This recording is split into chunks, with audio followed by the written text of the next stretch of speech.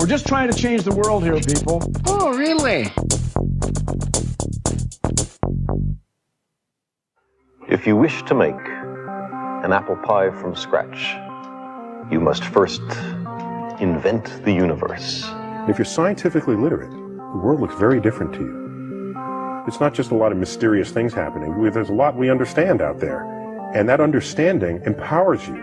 If you base medicine on science, you cure people. If you base the design of planes on science, they fly. If you base the design of rockets on science, they reach the moon. It works, bitches. That's right. Welcome back to ORLY-Radio 143. This is our Science Edition, recorded Friday, February 10th, 2017, where we dismantle the current events for your edutainment through mostly rational conversations that make you go, oh, really? I'm your host, Andy Cowen, with my usual suspects. I've got Stephen Griffith. I've got Amber Biesecker. I've got Fred Sims, Daniel Atherton, and JP. Welcome back, everyone, even though we all know that you didn't actually go anywhere. It's all just a trick of the editing. Okay, so, if we make mistakes or if you have suggestions for science, go ahead and let us know about it. Send us an email at orlyradiopodcast@gmail.com or phone it in to us at 470-222-6759. We'll also take text messages there, too. And, if you leave a good voicemail, I'll play it on the air. I will. Try me. Andy, real quick, on that note, did we mention yet the Facebook comment that we had correcting our Kim Jong-il versus Kim Jong-un discussion from a previous show? No, I didn't see it. I was actually just going to bring that up, Amber. I did not see it. Great minds. Go for it. Please, bring it up. Correct us. Correct me, probably. Well, I got to go to the comment. I wasn't I've on got it it pulled right up. Yeah, I figured Fred want. probably had Go, it. Fred, go. On our O'Reilly Facebook page, we got a comment from Brewer McMalthead. And I believe classy. I love it. He's actually got a podcast of his own, but I'm not 100% sure. I need to do a little more research on that. But basically his comment was, "Hey guys, love your show. Just FYI though, it's Kim Jong-il's father that is the god, so Un is the grandson of a god." Okay. Kim Il-sung is essentially a divinity in their nation's understanding of how things work. Yeah, it's messed up, folks. It's cool. Go ahead and take a look. And they also preach to all the people that the rest of the world is jealous of their accomplishments. And which accomplishments would those be? The Hermit Kingdom is a very special place. It is. It's very special. And then, I also love anyone who can escape North Korea and get to South Korea is immediately granted citizenship. By all means, I know sometimes the stuff on Vice is a little wonky, but if you want to go down a very interesting, compelling, and terrifying rabbit hole, you can follow their coverage of the Hermit Kingdom over at Vice.com. It's enlightening. That's a word that you could use. Enlightening indeed. Enlightening indeed. All right, so JP, you keep saying so. What's going on? What are you doing? We're having a discussion in the chat. It's fine. Yes, but I need to close that because all those sounds are going into the system. Okay. You're distracting. So distracting. It's okay. It's the hat. That must be it. Okay. So, let's go back into January a little bit because some of these stories, they've been lingering for a little while, and we need to check in on our favorite possible supervillain or superhero, depending on which alt universe we want to deal with. We're talking, of course, about Elon Musk. Super person. Super person? Actually, I like the term super personality because he's more than a man at this point. He's an idea. He's a Superman? Somebody cue in living color in the background. Oh, wow. Jeez, that's a callback. Love that song. Blame Steve. Okay. So, there's the Tesla Gigafactory, their big battery plant. They apparently built the largest battery facility in the world In 3 months. Took like no time at all. That's an investment. Yeah. That's called making sure everything is planned out and everything's ready to go before you pull the trigger. I can barely get a college project done in 3 months. That's impressive. So, Tesla Motors Inc. is making a huge bet that millions of small batteries can be strung together to help kick fossil fuels off the grid. The idea is a powerful one, of course, one that's been used to help justify the company's $5 billion factory. It's a $5 billion factory near Reno, Nevada. So, 3 massive battery storage plants built by Tesla, another one by AES Corp, and another one by AltaGas. AltaGas, Ltd. They're all officially gone live in Southern California at about the same time, and any one of these projects would have been the largest battery storage facility ever built. Combined, they amount to 15% of the battery storage installed planet-wide. I love that kind of Okay. Let's go. It's like, forget this whole biggest in the country, biggest in the state. No, screw it. Biggest in the planet. Yes. So, ribbons I'm will be sorry, cut. 15% of battery storage? I'm still, my head's swimming around that. I really think Elon Musk is just plotting to take over the world at this point. Is he our Dr. Doom? Can he please do it? Is he Doom? Well, it'll be better. There was a... Okay, so Lex Luthor. There was a comic where Lex did, in fact, take over the world. Mm-hmm. Well, do you remember that it was also a utopia because he was actually really good at it? Well, he did become president in one line, which I'm actually for President Elon Musk. He will invest in science and infrastructure. You won't deny climate change. No. Hell no. No, he definitely won't. Now, actually, since we're talking about Musk, he also this is not in the rundown, but this is something that's happened also fairly recently. He has decided that he needs to drill, that he needs to have a tunnel boring machine because he wants to go under as opposed to build roads on the surface. Because real estate values being what they are, it's tough to get the land, so we'll just go under the land and not bother anybody. There's That's right, Elon, embrace your inner hobbit. But also, you could create controlled vacuums underground. Yes. And traveling without air resistance is much more efficient. And that's right in line with his Hyperloop. The Hyperloop project. Also, developing a tunnel boring machine that could be used, on Mars. Is also right in line with all of his different things. So, in crazy billionaire fashion, in my mind, here's what happened. This is your headcanon? Oh God. This may actually be what happened. So he was probably having a talk with his brother in the hot tub again because he's known to have those, and they chat about things. And he's already been thinking, of course, about how to get people on Mars and live and do all the colonizing and everything like that. And of course, putting large amounts of rock between you and radiation is always a good idea. So, tunnels, it's just a valid option. He's also been dealing with Hyperloop, so making tunnels is something that's been on his mind. So then, I think suddenly he just says, well, why don't I just go buy a tunnel boring machine and just play and start a company and do this?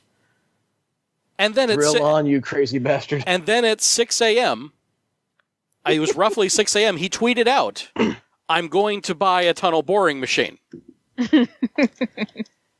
Okay, forget the Hobbit thing. He's a dwarf. And make a company for this called the Boring Company. I'm all for this. I'm not making this up. I love it. No, I'm all for this. Again, the being able to really do the Hyperloop thing, lack of air resistance helps. Oh, yeah. Being able to transport these people in controlled vacuum helps. Yeah, even at least partial vacuum. Because air resistance is bad, okay?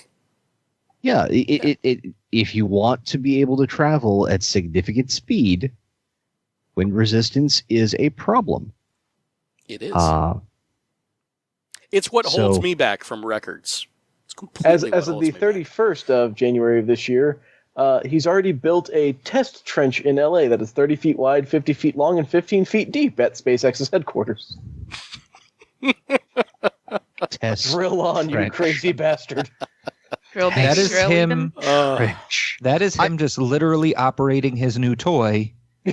Yeah. And someone taking pictures of it. Yeah, that's probably exactly what that is. That's wonderful. I can get behind this kind of drilling, though. Mm-hmm. I'm fine with this drilling. So we've got a couple interesting things here. You know, he's doing the solar roofs, making those. Actually, what he's really trying to do is cutting out all these little bits and pieces that make asphalt shingles so expensive. He's taking all those bits and pieces and turning his solar shingles into being less expensive. Somehow, also, if you want to colonize Mars, you're going to need power for the colony. Might as well use the sun. Solar's a fantastic way to do it. Absolutely. I mean, they need to be more efficient because you're further away from the sun. Yeah, but if you start, you get the shingles basic for the sun, then you can easily convert once they have proofed the technology and refined it better for the infrared ones. Yeah. Basically, once you start making them, you realize all the things that you could do to improve them. Because this is not a myopic man. You know, he's going to be looking at all the little ancillary things. In addition, one of the best things about this is that since they've been buying in bulk of the lithium and all the materials needed to make all these batteries, battery prices themselves have fallen dramatically. In 2013, a pack and batteries for electric vehicles was $599 per kilowatt hour. In 2016, it's $273. Whoa. Yeah. Love when you cut a price in half. In 3 years. In 3 years, the price dropped by half. Are we Moore's lawing batteries now? Oh, yes. Wow, please. That would be wonderful. Because that's the thing that's expensive. If you're going to be doing in-home solar or anything like that, it's the big battery racks that are super expensive. Yeah, solar panels are expensive, but they last a long time.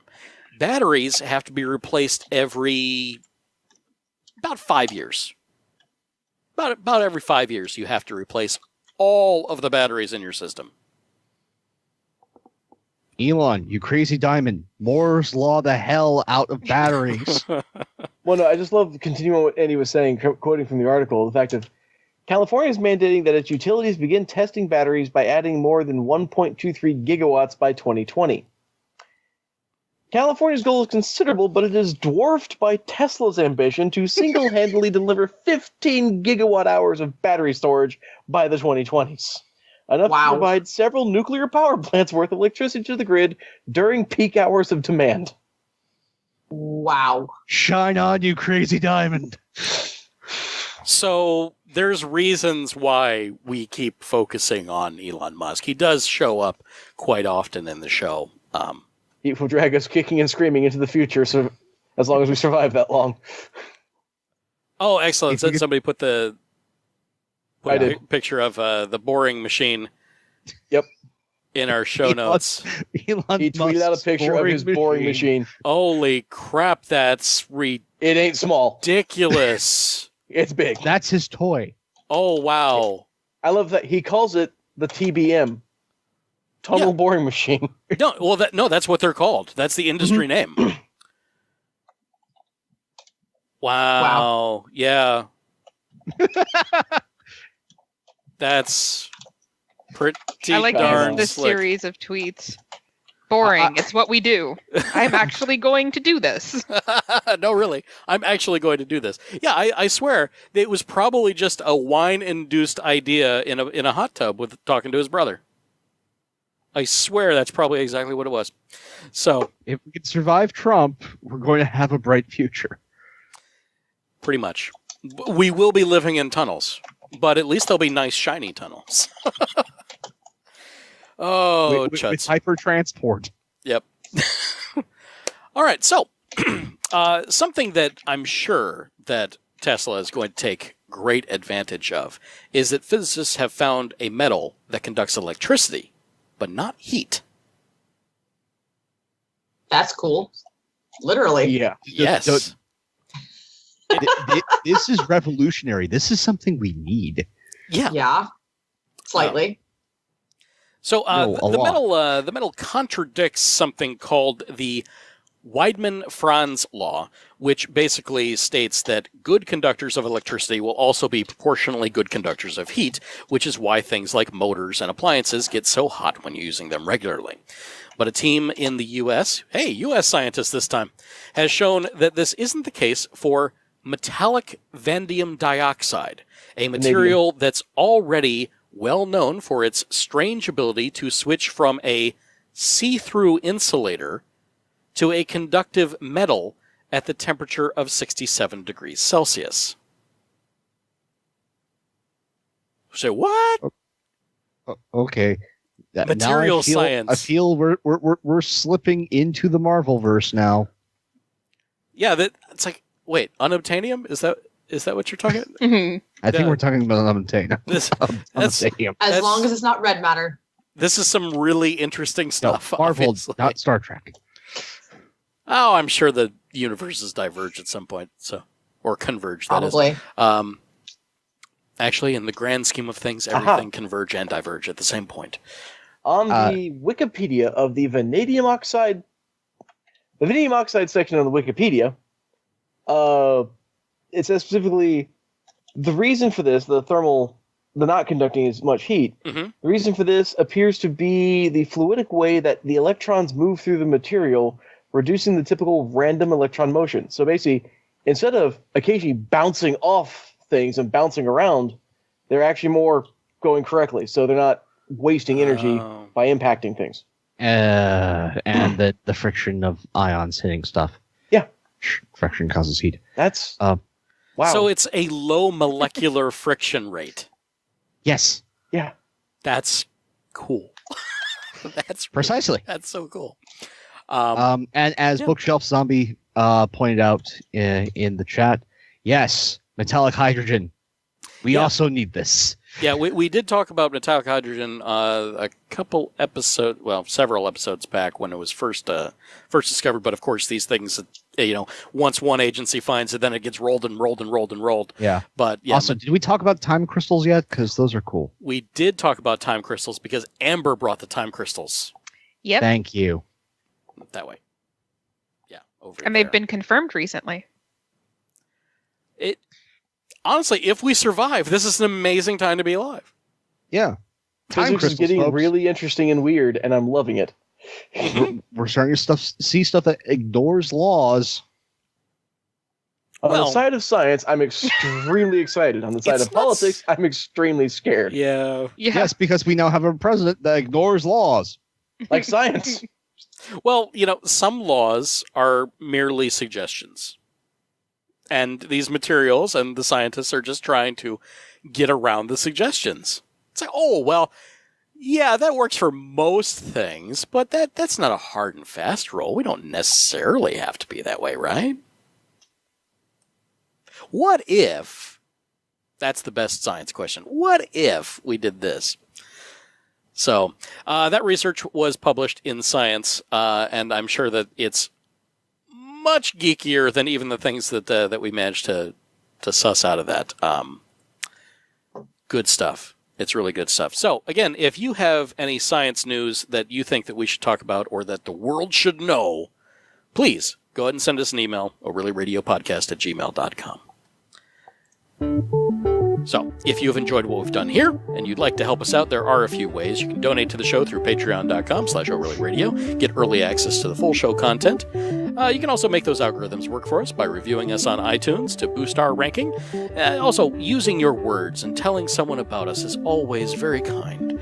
And of course, engage with us directly. Send us a message on the social medias or these electronic mails at ORLYRadiopodcast@gmail.com. Or if you're the more talkative sort, 470-222-ORLY. That's 6759. It's always ready to take your call or your text.